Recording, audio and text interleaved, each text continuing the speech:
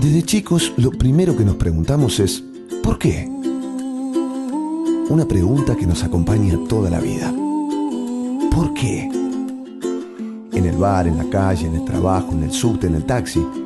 ¿Por qué? La ciudad, el país y el mundo, más allá de la coyuntura. ¿Por qué? La pregunta de siempre con la profundidad que la actualidad a veces nos hace perder de vista. ¿Por qué?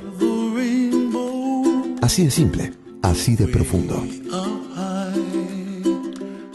Graciela Fernández Mejide se pregunta ¿por qué? En la 1110. Mi nombre es Graciela Fernández Mejide, buenas tardes. Y este programa se llama ¿Por qué?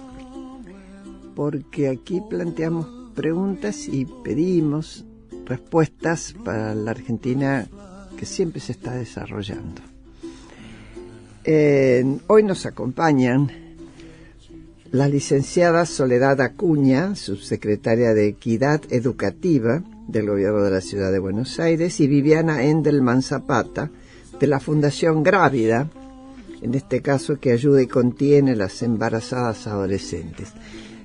Ninguna de las dos tenía pensado hacer este trabajo previamente. Una siguió la carrera de comunicación y la otra es politóloga. ¿Me cuentan, por favor, cómo aterrizaron acá? Dale, Soledad. Bueno, yo empecé, siempre supe que quería trabajar en la cosa pública, ¿no? Y entendiendo la política como algo que me iba a permitir transformar realidades. Y desde ese lado encaré mi carrera. Y nada, la vida, el trayecto, la profesión me fue llevando a ocupar espacios que nunca me hubiera imaginado. De muy chica, porque la verdad que era muy irresponsablemente chica, fui legisladora de la ciudad y estuve a cargo de la Comisión de Mujer. Mis 2 primeros años de mandato con, no sé, creo que tenía 25, 26 años y fui presidenta de la Comisión de Mujer y después de la Comisión de Salud y de ahí 4 años después asumí en el Ministerio de Desarrollo Social como subsecretaria de Promoción Social y tenía a cargo todos los temas de adolescencia, de niñez, de adicciones y toda la vuelta de tuerca de no la asistencia inmediata, sino cómo hacemos para salir de y sacar para ponerse a los chicos antes. Claro, y poder generar como trayectos y proyectos de vida diferentes.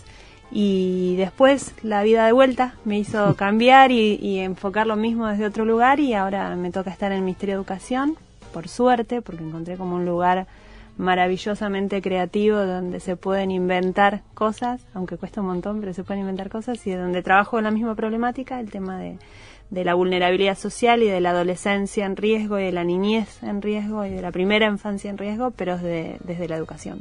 Así que aquí ¿Y vos, Vivi? Bueno, Viviana, yo tendría que ¿no? hablar un poquito de mi esposo para contar esta locura actual. Que seamos 3 mujeres no impide que me traigas un hombre acá. Surge un poquito del corazón de él, una inquietud de hacer algo por las mujeres embarazadas en riesgo. Y él es ingeniero y bueno, ¿Cómo se llama tu marido? Guillermo Mistro-Lío. ¿Qué voy a hacer yo si soy ingeniero? Bueno, dijo, mi esposa me va a querer echar de la casa porque salgo con esta ocurrencia. Y la verdad que cuando lo escuché sentí un ardor en el corazón de la necesidad ya directamente de hacer algo, de comprometernos, no como quedar en una inquietud o en una emoción, sino hacer un compromiso. Y juntos nos comprometimos en una tarea de acompañamiento a la embarazada en un servicio que ya existía en el país y que nos pareció que estaba muy bien organizado y que realmente estaba abocado a la atención y a la ayuda y al acompañamiento de situaciones muy difíciles. Y bueno, nos sumamos a este trabajo que se venía haciendo en el país. Luego fuimos teniendo nuestras hijas, ellas también se sumaron. Bueno, por supuesto, desde la experiencia nuestra de la paternidad y la maternidad, llevamos adelante un poquito toda esta tarea. Y así que, bueno, mi profesión de comunicación y periodismo la ejerzo dentro del servicio. Y por eso estás acá. Por eso estoy acá. Te mandaron a me vos. mandaron a mí por esta vocación también que se une al servicio social en este cuidado de la vida. Uh-huh. Así que esta es la locura de... yo siempre le digo a mi esposo, es tu culpa. Bueno.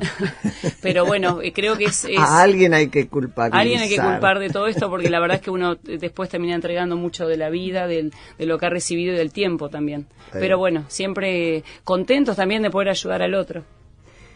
Bueno, recuerden, quienes nos están escuchando, que se pueden comunicar con nosotros a través de nuestro correo, porqueprograma@gmail.com. Chicas, si ustedes alguien les preguntara, más allá de todo lo que han contado, ¿por qué hoy tendríamos que estar preocupándonos por los adolescentes? Sí. A ver, me parece que como en muchas otras cosas, yo lo enfocaría desde dos miradas. Por un lado, como sociedad, porque como adultos nos corrimos.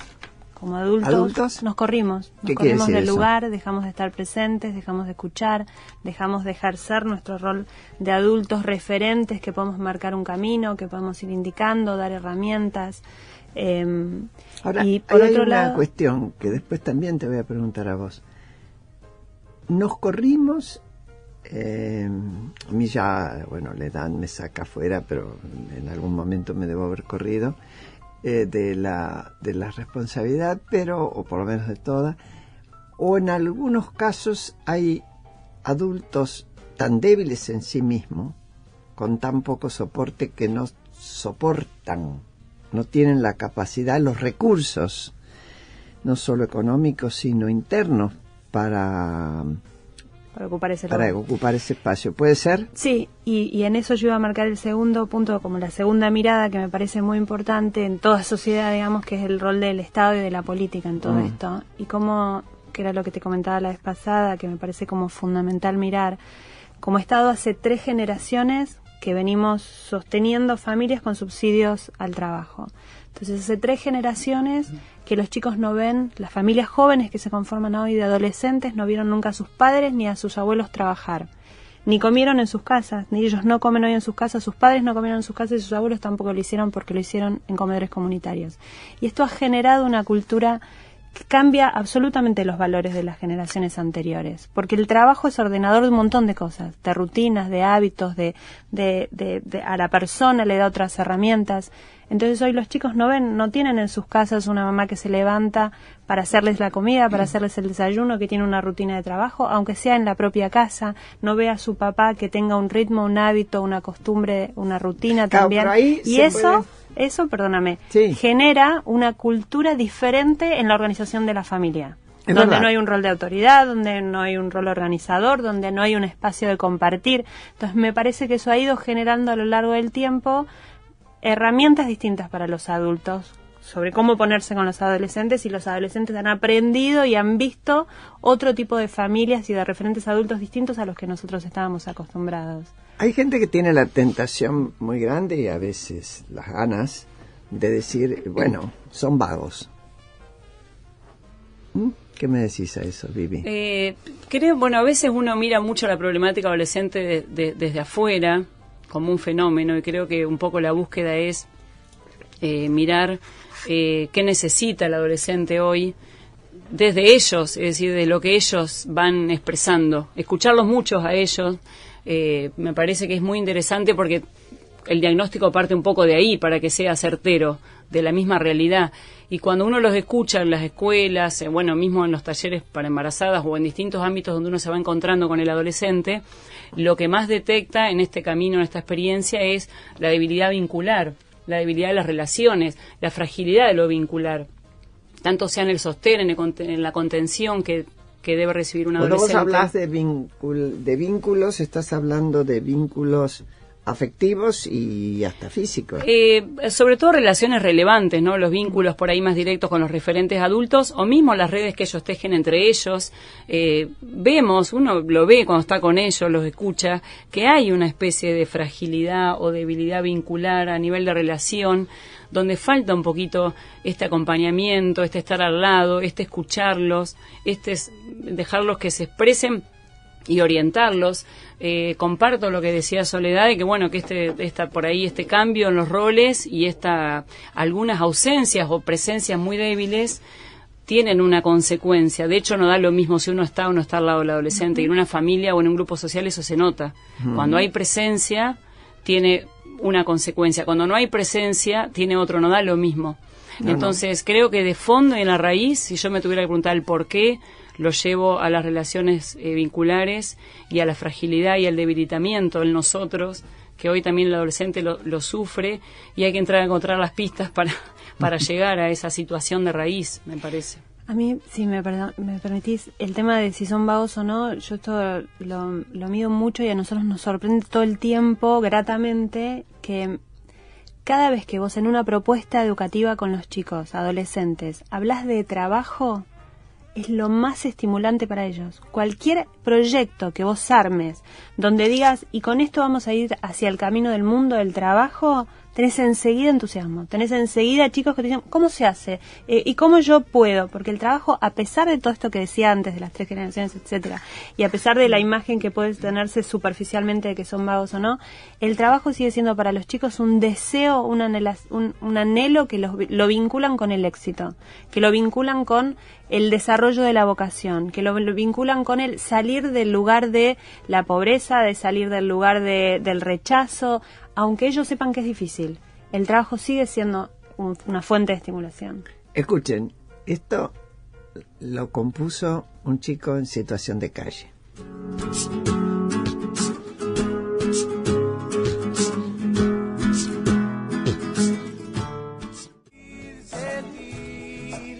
Bueno, estuvimos escuchando Sentir de Pablito.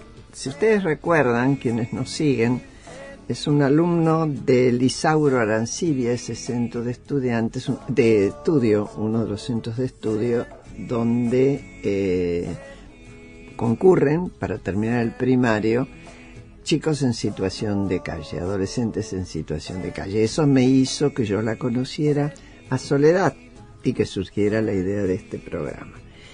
Recuerdo que si quieren comunicarse con nosotros nos pueden escribir a porqueprograma@gmail.com, y esto se hace gracias a que colaboran con nosotros Pedro Marmorato y Sofía Shift en la producción, en la operación técnica Nicolás Reynoso y en el equipo de filmación Carolina Asi y Ezequiel Gilbert. A todos les agradezco. Y ahora, en el intervalo que hubo, mientras pasábamos la canción de Pablito, las chicas hablaban de sus propios hijos y cómo las acompañan, porque ellas no tienen ganas de separarse de ellos, quieren estar bien presentes todo el tiempo y tienen que trabajar, hacer su trabajo, les gusta, como los llevan a todos lados, incluso desde bebitos. Sí, se acostumbran, yo siempre digo, los hijos se acostumbran a las familias que les tocaron y a las madres que han elegido también ellos. Así que a Santi, más que cuidarlo del entorno y estar protegiéndolo de todo lo que le puede pasar, en realidad lo hago ser parte de lo que es mi vida y con él, conmigo va creciendo y le encanta. La verdad que lo he hecho un chico mucho más más de calle, aunque sea un chico de departamento. Vivi, Claro. vos recién dijiste, Grávida no es una fundación, es un servicio. ¿Nos contás un poquito? Sí, Grávida, realmente nos gusta decir que es un servicio porque es lo que es, no es un rótulo, ni un teléfono, ni una voz aislada en el desierto, sino que es un grupo, una comunidad de personas que se encuentran con una misma vocación o con un mismo llamado. Servir especialmente a la vida por nacer y a la maternidad, y replicar este servicio en distintos lugares del país para hacer, un trabajo más en red, ¿no es cierto? Entonces, nosotros nos identificamos como un servicio porque a eso nos dedicamos. Es decir, todo lo que vamos poniendo de modo voluntario, es un servicio constituido por un trabajo voluntario, se va haciendo así, con este llamado del servicio. Está bien. Hay una pregunta que querría hacerles a ambas, si podés empezar vos, Vivi, si querés. Los chicos, los adolescentes, estos que ya planteó bien Soledad y vos, Viviana, acertabas con la cabeza, que les interesa el tema de una propuesta de trabajo. Pero ¿cuáles son las expectativas hoy que tienen cada uno de ellos, el chico que no tiene un núcleo familiar que lo sostiene. Estamos hablando de los chicos con los cuales uno trabaja socialmente. ¿Qué expectativas tienen respecto al estudio, al propio trabajo y hasta su vida y a la duración de su vida? ¿Tienen experiencia ustedes de eso? Sí, yo hoy te decía que realmente para responder a estas cosas lo mejor es saber qué piensan ellos y qué expresan ellos. Y justamente cuando uno se va encontrando con los adolescentes, tanto en talleres en las escuelas como en talleres en los barrios, o mismo en la familia de las embarazadas que acompañamos, está esta búsqueda, ¿sí?, de esta expectativa de tener un sentido en la vida, de formar parte de algo especial, de ser protagonistas de algo, de formar parte de una comunidad que los sostenga y hacer un trabajo conjunto. Todo esto está en los anhelos de los chicos. Son las necesidades vitales que tenemos todos. Ser parte de algo importante, sentirnos valorados, reconocidos, haciendo algo por el otro, protagonistas de un proyecto. Uno se sorprende, quizás no porque no lo esperaba, sino por la intensidad con lo que lo manifiestan, de este deseo y este anhelo del trabajo, de hacer algo, de meterse en algún proyecto, de ser útil para alguien. Lo vemos, es un montón. A veces uno acompaña vidas con historias muy complejas, muy difíciles, donde está un poquito apagado el deseo o está un poquito apagado la confianza en sí mismo, está un poquito apagada la confianza en sí mismo, no ha habido muchas oportunidades de desarrollarse. Pero apenas se conectan con esta posibilidad que tienen como cualquier persona, apenas se conectan, la agarran. Uno les propone un proyecto de trabajo, lo agarran. Les propone una salida en algo, la agarran. Les propone una vinculación como la que anhelan, la agarran. Están por ahí viviendo cosas que no desean. Y cuando uno les presenta un horizonte humano, lo quieren. Claro, el tema de los deseos. ¿Vos encontrás que podría haber diferencias de visión entre los varones y las chicas, Sole?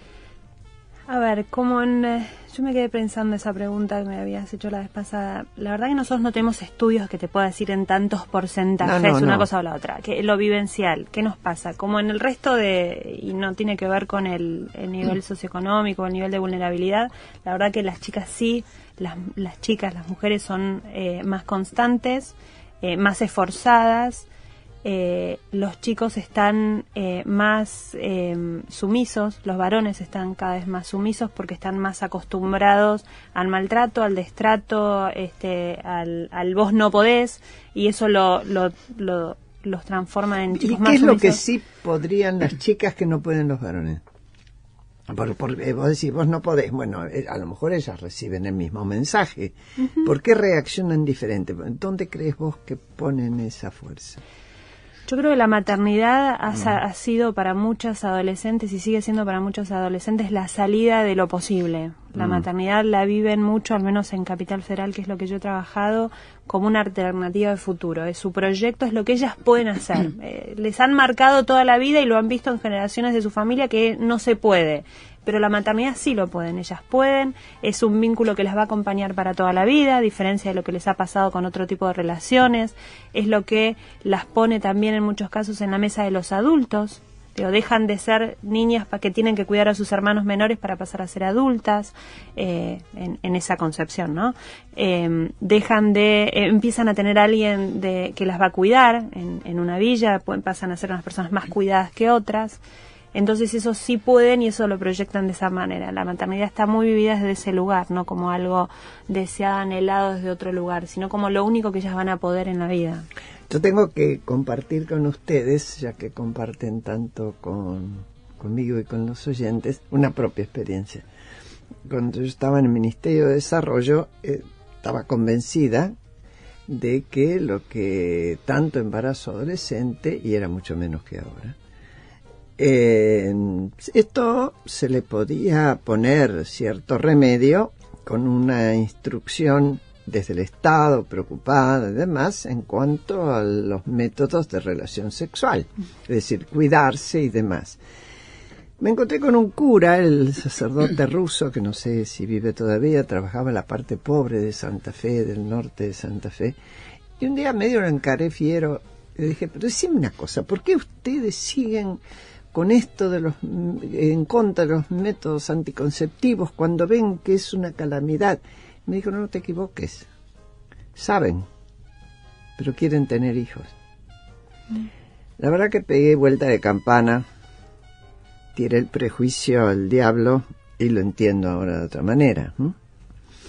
Bueno, esto... A ver, vamos a dejarlo hablar un chiquitín. Perdón. No, por favor. Sí, en realidad es como un problema mucho más amplio que el de los métodos, ¿no? Es como un problema de más en otro plano, ¿sí? Por ahí.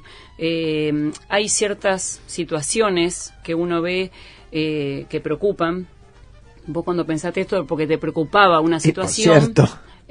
Porque encaraba y te preocupaba una situación y uno los barrios lo ve, pero cuando empieza a conversar, además de que se encuentra con esto de que muchas veces es buscado porque te trae un sentido a la vida, porque es la posibilidad de en ese hijo encontrás un protagonismo que nunca tuviste, o sea, hay un montón de cosas que llevan a la búsqueda y a veces hasta no diría inconsciente, pero está eso profundo de querer ser alguien para alguien y el hijo, uno para el hijo es todo. Pero pasando esto, hay otras problemáticas que viven estas personas que por ahí no se resuelven o no se pueden manejar desde un plano a nivel hablando de métodos, ¿no? Sino que hay situaciones, hay raíces o hay situaciones donde comienza el desamparo, donde comienza la soledad, donde comienza la reproducción de situación económica difícil, que no está ahí. Entonces... hay gente que se ocupa de esto y hay otras personas que nos ocupamos por ahí más de lo otro, es decir, bueno, cuáles son las raíces vinculares de esta situación que nos preocupa y trata de enfrentar el desamparo y tratamos de enfrentar la falta de sostén, la falta de cariño por tu propia vida, el decir podés vos ser dueño de tus decisiones. Hay un montón de cosas de actitud en las chicas que se pueden trabajar y que te aseguran por ahí resultados en el tiempo mejores que si uno trae de afuera una solución, ¿no? Creo que la clave es generar soluciones desde la persona. Porque si traes de afuera, y el adolescente además no busca eso, el adolescente quiere tener recursos para tomar sus propias decisiones. ¿Qué hizo autonomía? No, esto, que si uno recorre los centros de salud, al menos en la ciudad de Buenos Aires, y habla con los servicios de ginecología, lo que te encontrás que te dicen todas las profesionales o las trabajadoras sociales es que las chicas de 14 años no van preguntando por qué quedé embarazada o cómo hago para no quedar embarazada. Al revés, van a preguntar por qué no están quedando embarazadas, porque lo están buscando, porque tiene que ver en muchísimos casos con la posibilidad de un proyecto de vida. Entonces me parece que la alternativa y lo que tenemos que buscar es, bueno, ¿qué otro proyecto de vida vos como persona podés tener? Y brindárselo y generar un marco entre adultos de referencia que les permitan pensarse en otro lugar, distinto al que por ahí vieron a sus madres, a sus tías, a sus abuelas, que puedan pensarse distinto, pensarse fuera del lugar necesariamente el barrio donde se han criado, haciendo algo distinto a lo que hicieron en sus familias, un proyecto, lo que nosotros estamos como quizás de clase media acostumbrados y nos han inculcado desde chiquitos que se puede pensar y te puedes imaginar en cualquier lado. A estos chicos les han dicho desde siempre que no pueden. Entonces... Sí, también el tema de la educación, ¿no? El tema de la educación. Uno a veces piensa que la mayoría de las mujeres embarazadas o adolescentes dejaron la escuela por el embarazo y en general cuando uno se encuentra es distinta la relación.